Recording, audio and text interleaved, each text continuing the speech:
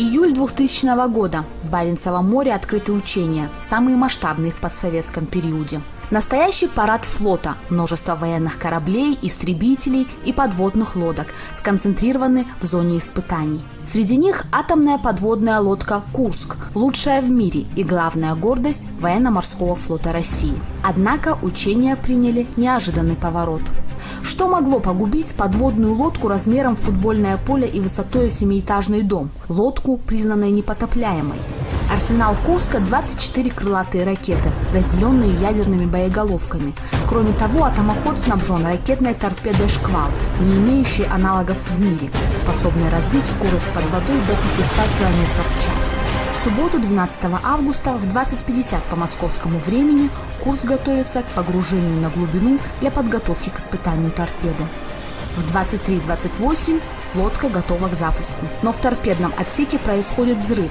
Спустя 2 минуты еще один, сильно повредивший носовую часть атомохода. Объявлена боевая тревога. Курск уходит под воду.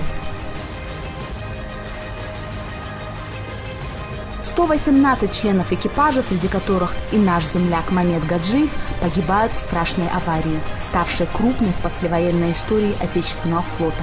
Дома у 42-летнего Гаджиева остается супруга и 2 дочерей. И этот момент я никогда не забуду.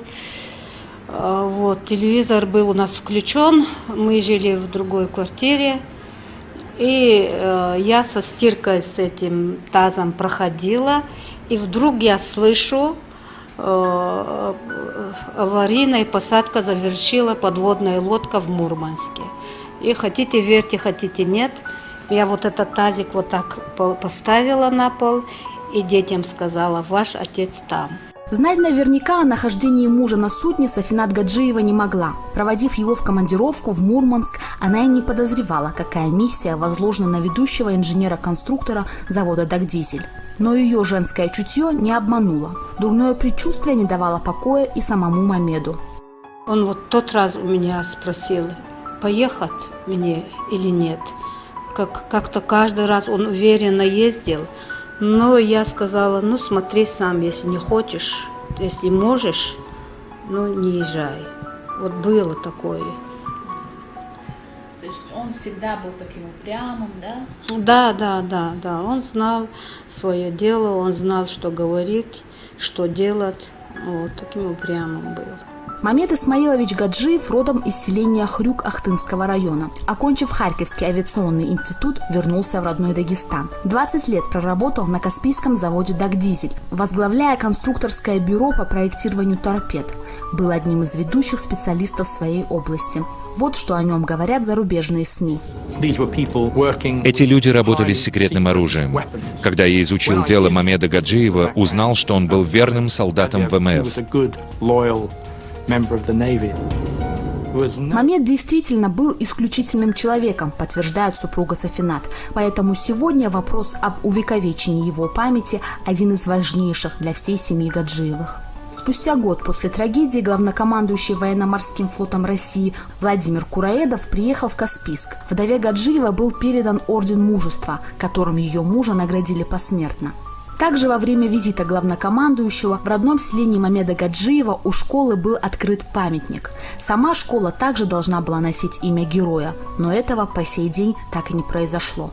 На открытии памятника Мамеду экс-президент Республики Дагестан Магомед Али Магомедович и главнокомандующий ВМФ России Кураедов заявили на всю страну, что построят новую школу и назовут именем Мамеда. Новую школу построили, а обещанные слова с трибуны остались обещанными. Чтобы воплотить их, я от одного чиновника бегаю к другому чиновнику. У всех один ответ, что школа уже носит имя академика Эмирбекова Зиядовича, ныне здравствующего, дай Бог ему здоровья.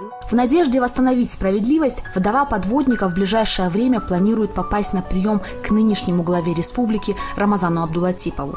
Уверены, тем, кто препятствует открытию памятника, должно быть стыдно перед этой женщиной, ведь это она потеряла молодого мужа, полного сил и идей, заботливого и доброго отца детей, который благодаря своему упорству прославил республику, город и завод, которому отдал так много.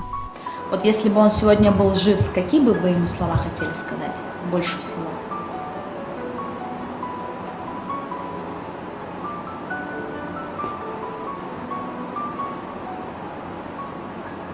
Я его обняла, посилась. А что бы сказал Мамед Гаджиев той, с кем прожил не один счастливый день? Эти слова отныне вместе с ним остались в холодных водах Баренцева моря. Зумруд Керимова, Гаджи Магомедов, Руслан Абияев. События. Махачкала.